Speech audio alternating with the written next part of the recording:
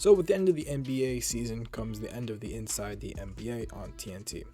It is being rebooked next year, but I was getting a little nostalgic, and I was thinking of all the great moments from their incredible run. Among those, probably the most notorious, is Charles Barkley and his beef with the women of San Antonio.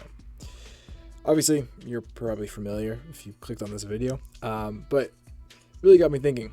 We know the women are big, but what about the men? How do the Spurs team line up compared to the rest? So right off the bat, we can see that looking at BMI, which helps standardize across eras, and it's just takes into account height and weight. We see that on both weight and BMI, San Antonio actually comes in below the league average. Now, even if we look at the BMI for all teams since 1973, that's when the Spurs moved from Dallas to San Antonio and should have gone fatter from all the churros. We actually see something interesting. At the beginning, we see the Pelicans at 25.03 BMI, led by Zion and his big body. But all the way down here towards the end, we find the Spurs. They're the second lightest team by average.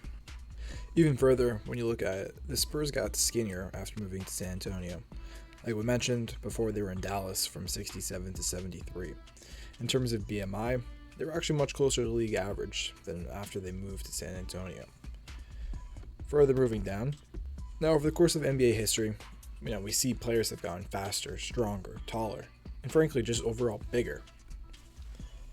Here you can see a chart with the NBA weights since the 50s, as well as the heaviest and lightest teams per year.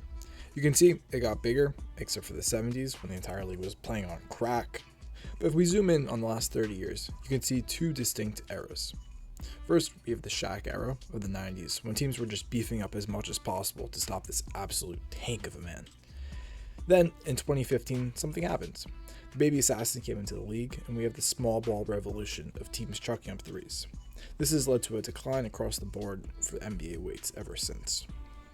Now we see the fluctuations of the weight throughout the years, but let's now take a look at the 20 biggest teams by BMI, and see if being a bigger team has any impact on winning. Coming in at 20 through 18 are the only champions, led by Jokic, Giannis, and LeBron. And the 15 Cavs are actually the heaviest NBA team ever recorded. Then, here down at 12, we see some baby Shaq, get his presence known, and 7 through 9 have some more LeBron teams. Now at the top 5, we have another LeBron at 5, post-MJ Bulls at 4, and 3 is a pre-CP3 rookie Blake Griffin Lob City Clippers. And then finally, the top 2 are the Jazz with Carlos Boozer, AK-47, and a rookie Paul Millsap, who would lose to the Spurs in the conference finals. And number 1 is the 18 Pistons, led by Blake Griffin and Andre Drummond. They would be swept by the Bucks in the first round. And when we plot this out, we actually see something interesting. Teams who rank first in weight have a staggering 58% winning percentage, much higher than the rest of them. However, it doesn't look like there's much of a correlation between the other places. The rest of them are kind of middling on 50% winning percentage. So now, based off of that, let's take a look at who is the biggest most often. Pause. Number 5, we have the Wizards, with them peaking 8 times in a row in the late 70s and early 80s. Number 4, we got Pistons with the strong runs in the 80s, as well as recently with Andre Drummond in the 2010s. 3, we have the Kings with strong runs in the 90s with Malone and the mid-2000s. 2 is the Kings, who haven't had the peaks, but have been consistently a big team. They feasted in the 60s with a smaller league when they were the Royals. Number 1, no surprise, with the Lakers with an absolute crazy run, finishing as the heaviest 13 times. They went on some runs with Shaq in the 2000s, as well as the early 70s when they had Wilt on the squad. Happens to be, though, the Lakers only won 2 times when they were the heaviest team, with the little bubble and the 01-02 Shaq and Kobe team.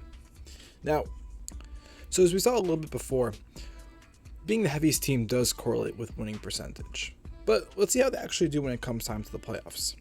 Here we have the heaviest teams listed by year. As I mentioned, we got the Nuggets and Bucks ships over here. Later down here, we have the 90s. We have the young Shaq era, with them topping out in 94-95 with the finals loss.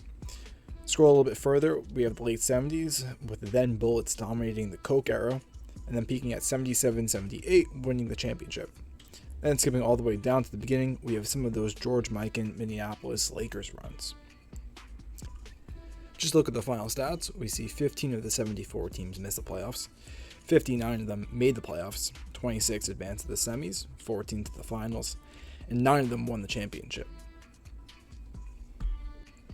And further, when we look through all the past finals matchups, we actually see over the last 74 NBA finals, the heavier team only won a little more than a third of the time, really dismissing weight being an important factor.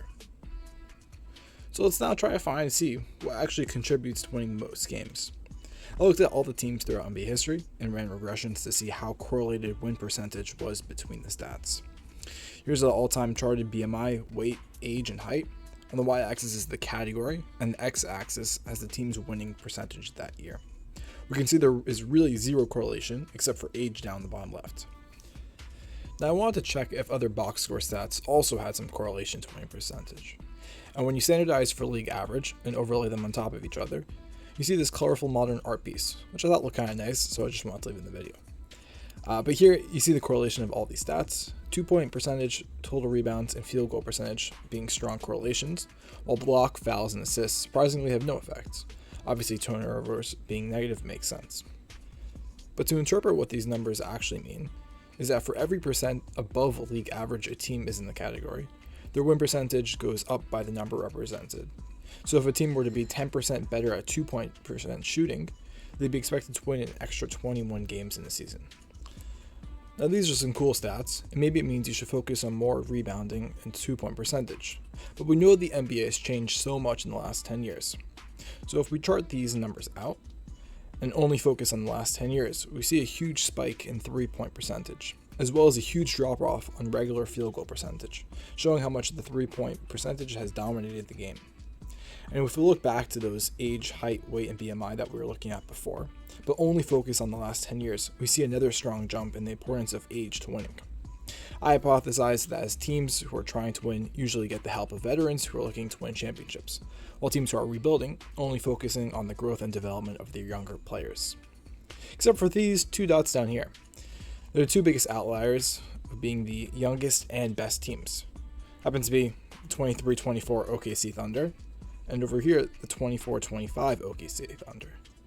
It's a scary sight for the NBA, as this OKC team looks to continue building on their young core. So, to sum it all up, we looked at how NBA teams have changed size-wise over the years. And while being big can help in the regular season, it doesn't guarantee playoff success. We saw teams like the Spurs stay surprisingly light, while other teams like the Lakers had some serious bulk during their dominant runs. We broke down the numbers and found out the real keys to winning are 3-point percentage shooting in modern NBA, and rebounding and overall efficiency, not just size. Turnovers, as expected, are a problem, and while we've seen a shift towards smaller, faster teams in the last decade, age has actually become more important and relevant now. Veteran teams usually winning more. That is, unless you're OKC, somehow they're young, light, and still dominating. It's not supposed to work like that, but here we are. Thanks everyone for listening. Hope you enjoyed, and come back soon.